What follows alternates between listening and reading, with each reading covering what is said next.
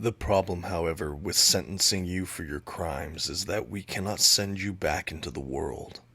And as we tolerate no prisons here on Krakoa, that leaves us with very few choices. Instead, this will be your fate. Stasis deep inside Krakoa, alive but immobile, aware but unable to act on it. And for how long? Forever. Today on the Comic Book Report, Wolverine Sabretooth War Omnibus from Marvel Comics. Stick around and check it out.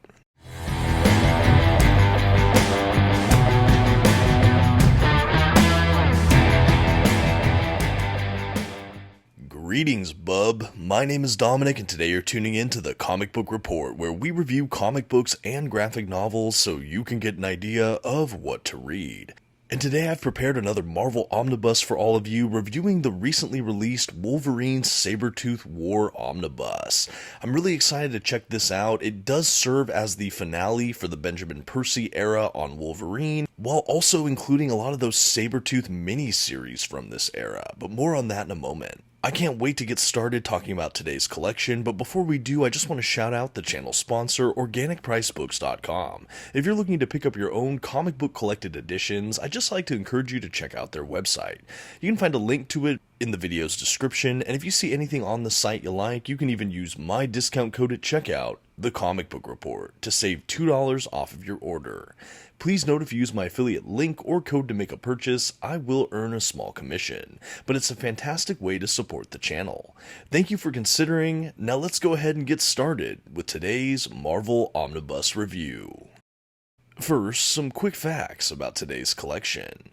The comics in this volume were written primarily by Benjamin Percy and Victor LaValle, with art primarily by Jeff Shaw, Corey Smith, and Leonard Kirk.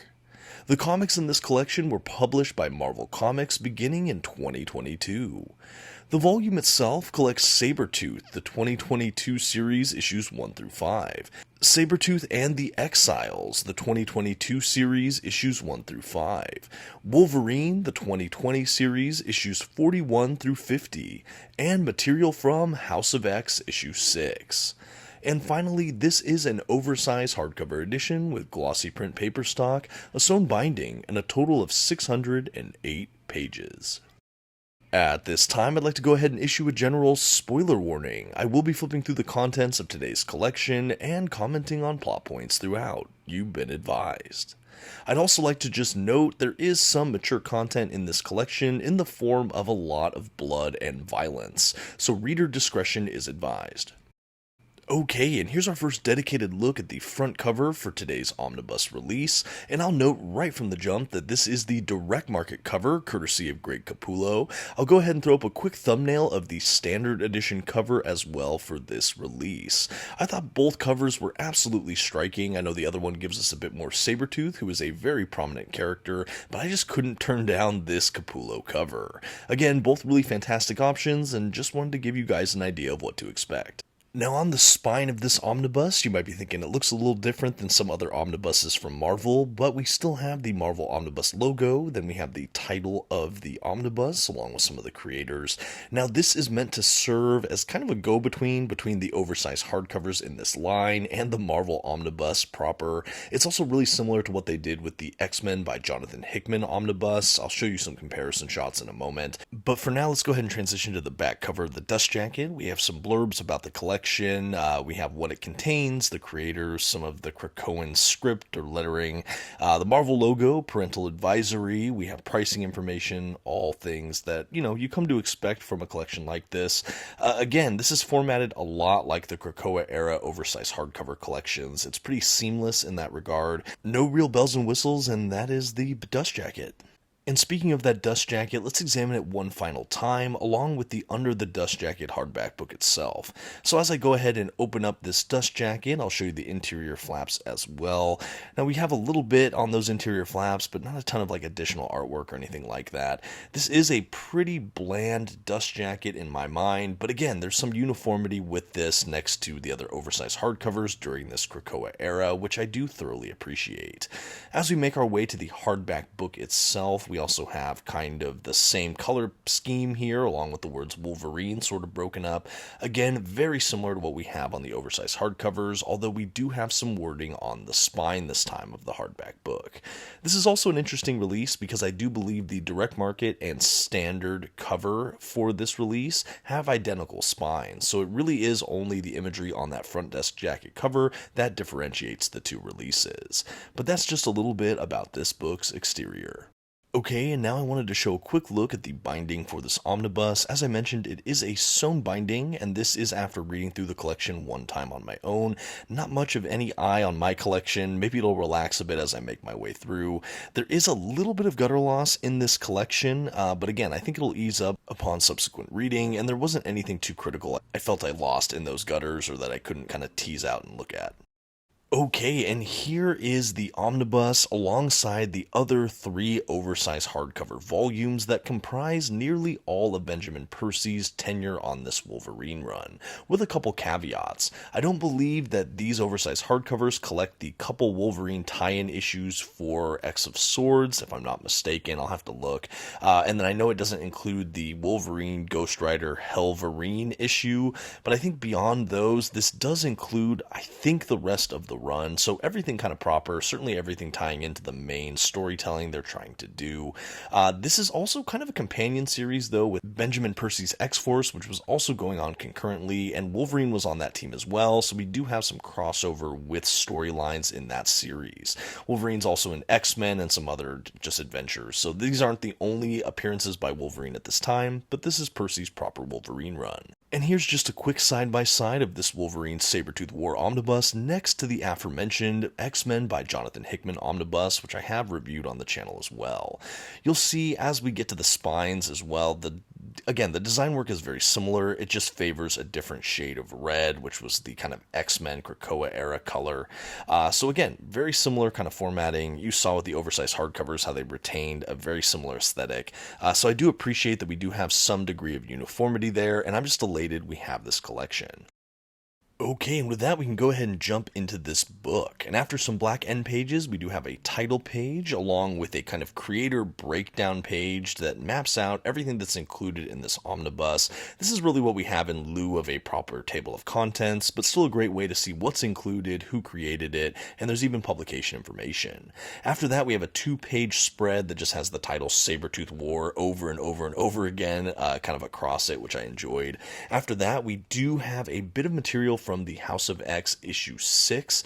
That's not included on the back of the book anywhere, but I did want to note that we have that snippet from Jonathan Hickman's event, just because it gives us the setup for what happens to Sabretooth that really kicks off most of the events of this omnibus. So this was a really great inclusion. Again, it's only a couple pages, but it really provides really important context, especially if you haven't read that event or if it's been a while and you need a bit of a refresher. I think it also helps this omnibus serve as a kind of standalone event book read rather than something you need a long wind-up of prerequisite reading to enjoy. And after that, we jump right into the first chapter or issue within this collection, which is the first issue of that Sabretooth 2022 miniseries. Now, I did want to spend a moment regarding formatting on this book. In case you don't have any of the other Krakoa era oversized hardcovers, this retains that kind of formatting, so it's really uniform with, again, those other collections or previous oversized hardcover Wolverine collections, where instead of having just the straight up issue cover reproduced, we have everything kind of colored out with a overlay of whatever the color choice is, which in this case for Wolverine is this red, and you have still the issue presented, just it has that overlay, it has the chapter of what issue you're reading within the book, but then you can see little notation that kind of tells you what actual issue it is. So this goes from 1 to, I don't know, 20-ish, for these chapter breaks, but if you look, you can actually see, oh, this is from Sabretooth issue 1, or Sabretooth in the Exiles issue 2, and this is from Wolverine issue 42. But I really liked how that's formatted, especially with a book like this, because you could read subsequent chapters, but also know exactly which issue it pulls from, and you still get a look at the cover. And then at the back of the collection, we do have those covers represented in their full color, just beauty, but you'll see that at the end. Okay, back to the story in this book, how it's mapped. We go from that House of X issue 6 little snippet straight into the Sabretooth miniseries, followed by its sequel, Sabretooth and the Exiles, which is another miniseries, and then we land the plane with Wolverine issues 41 through 50. This was an absolute perfect way to map this omnibus, and as I hinted at earlier, I actually think that this is a really good standalone omnibus. The only other read I would recommend would probably be the House of X Powers of 10 that set up the Krakoa era, but if for whatever reason you weren't able to read that, you really have all the details you need to enjoy this book. Of course, this mostly happens after things in Krakoa start to crumble, but you get some context clues for that even within this omnibus, so someone that just wants a really good Wolverine and particularly Sabretooth story, I do think you could enjoy this omnibus as a standalone event omnibus. I thought that that was really impressive. I should note as well that this feels more like a Sabretooth collection than a Wolverine collection. You could have actually called it a Sabretooth omnibus, and I don't think it would have misled that many people. Wolverine is certainly prevalent, but it really is the back half of the book once we get to those last 10 Wolverine issues. The front 10 issues are all Sabretooth based miniseries, and then Sabretooth is obviously prevalent through a lot of the Wolverine issues where the Sabretooth War storyline takes place. But yes, we start with the first Sabretooth miniseries that occurs sometime after he's been in the pit under Krakoa. He basically is given some mental autonomy and creates his own kind of hellscape within his mind in the pit. Krakoa is obviously keeping him underground in this kind of jailed sentence, and at some point these other characters are sentenced to his same fate within the pit. Now these characters are known as the Exiles, and at first Sabretooth is basically tormenting them in this place. They're disoriented and don't really know what's happening until they eventually do. And from that point, they kind of try to find ways to break out of the pit, maybe having an uneasy alliance with Sabretooth himself, and that's where hijinks is basically ensuing. We have a lot of brutality in this comic as well, especially from that perspective of Sabretooth. He's just a really kind of grotesque villain in so many ways, and that really, we don't have our punches pulled there. He's really not a likable character throughout most of this omnibus, but I would say in kind of the best ways. He's a really interesting villain, and I like that he was given center stage for a lot of this book. Now, across both Sabretooth, that miniseries, and its sequel, Sabretooth and the Exiles, we follow Sabretooth as he emerges from the pit with this band of kind of unlikely and kind of reluctant allies in the form of the Exiles.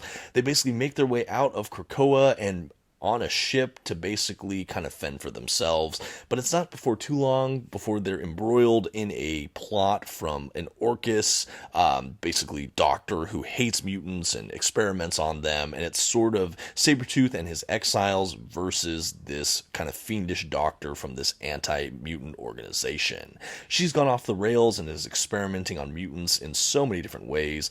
She actually puts a kind of inhibitor within Sabretooth after kind of taking some of his mutant powers and using it to make her own Frankenstein's monster kind of super mutant woman. At any rate, we get to the point with these miniseries where it's basically this Orcus doctor, her creation, and basically them trying to fight Sabretooth, his Exiles.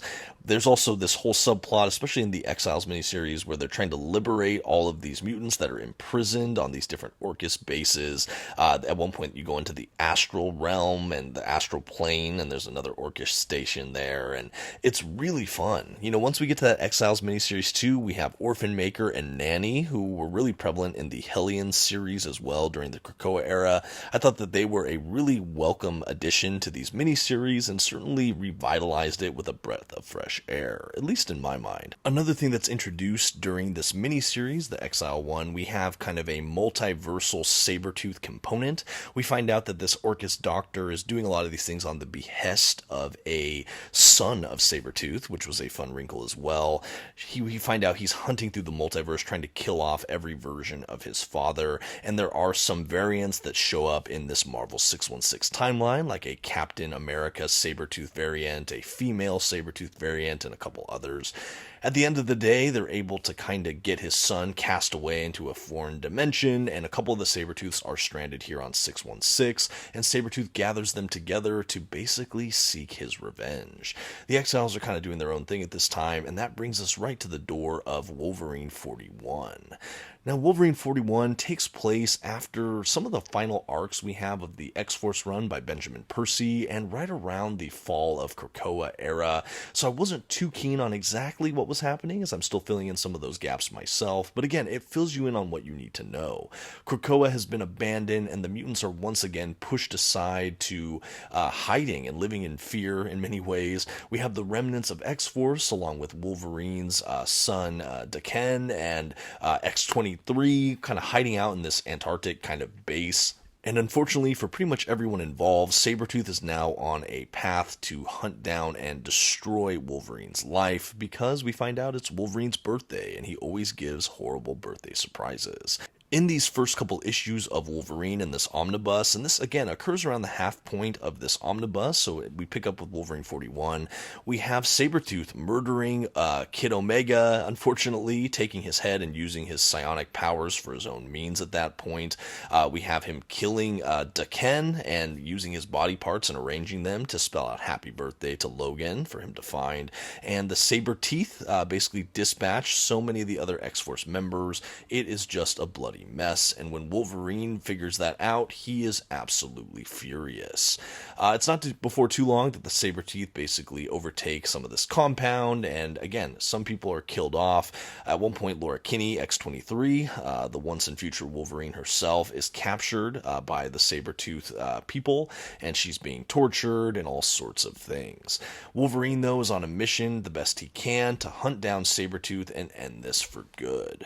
What I really enjoyed about this Wolverine omnibus and this last maybe 10 issues of Wolverine is that it relies less heavily on the rest of the Wolverine run. Like, you don't need to have read all of those other oversized hardcovers to enjoy this. What's really important to understand the Sabretooth War are really those two miniseries that are presented earlier in this collection, as this feels sequentially like the sequel.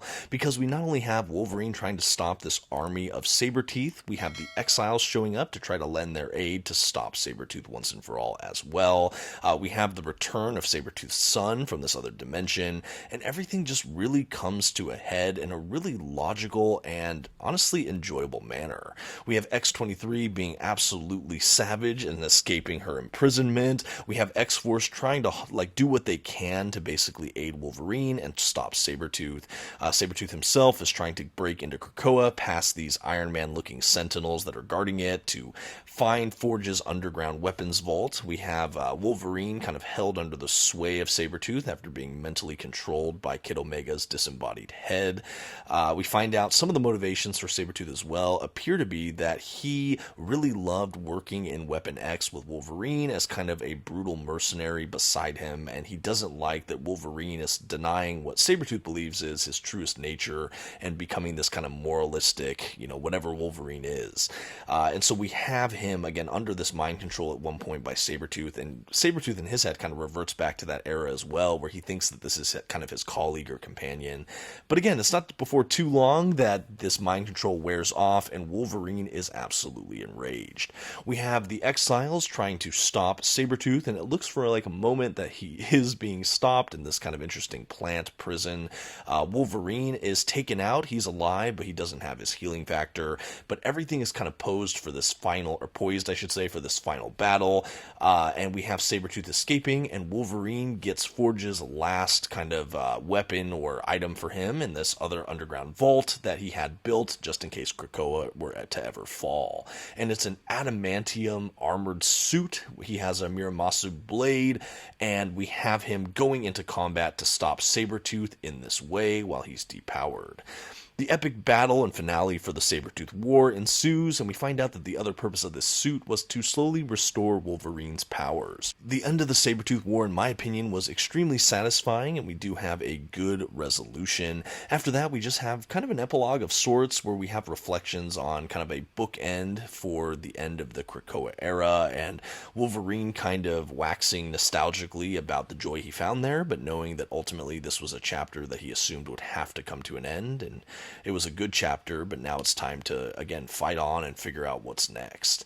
And that really is most of the story for this omnibus. Of course, I jumped around quite a bit, and there are nuances here I was not able to touch on. But yeah, I really enjoyed it overall. I was really surprised how much you didn't necessarily need the previous Wolverine issues to enjoy, and how this is one of the better examples of an event omnibus that feels pretty complete. You can enjoy it and kind of fill in the details you need based on what they throw in there for you, and I think it's a really fun Wolverine story. I think it's more of a Sabretooth book, as I mentioned, and I wish that Wolverine was perhaps a bit more prevalent in the first half of this book, but when he finally does show up in Wolverine 41, he is a real sight for sore eyes, and wow, he makes up for lost time. Not an overlong omnibus either, but bigger than perhaps some of the other oversized hardcovers in this line. I'm honestly just elated that they decided to turn this out. I was worried when Marvel started to cancel some of their forthcoming oversized hardcovers that we would never see the end of Percy's run, and the fact that we got it and upgraded to an omnibus here with these miniseries, again, I'm just really excited.